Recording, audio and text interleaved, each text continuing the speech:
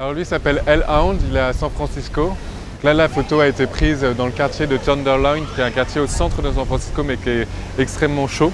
C'est un quartier très chaud de San Francisco. Et lui a une histoire très particulière parce qu'il y a à peu près une quinzaine d'années, ses parents ont immigré aux États-Unis parce que son père était yakuza. Il a décidé de sortir de ce milieu-là et donc il est parti aux États-Unis, sauf qu'il a été retrouvé et assassiné il y a peu de temps, il y a quelques années. Et sa mère s'est remise avec quelqu'un et s'est fait assassiner l'année dernière. En réalité, par esprit au début vengeresse, il est allé sur internet, il s'est plongé dans toutes ces histoires de vengeance et tout.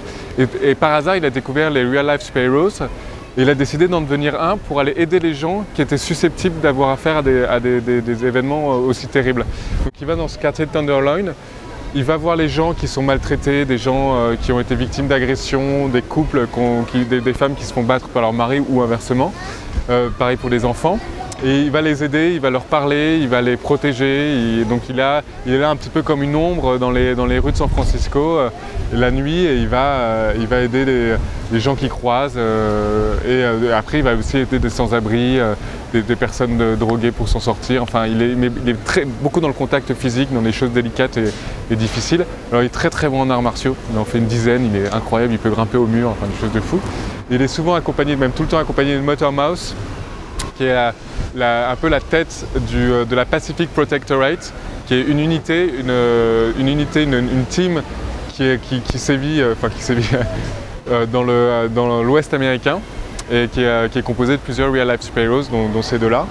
Et donc voilà, ils vont à San Francisco et dans les quartiers chauds pour aider les gens.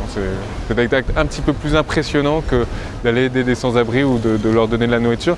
C'est des actes aussi importants, mais beaucoup plus délicats, surtout notamment vis-à-vis de la police. Donc eux, ils disent à chaque fois aux policiers où est-ce qu'ils sont, ce qu'ils font pour qu'il n'y ait pas quand même de problème et qu'ils ne fassent pas aussi que ça parte pas dans des situations qu'ils ne pourraient plus contrôler.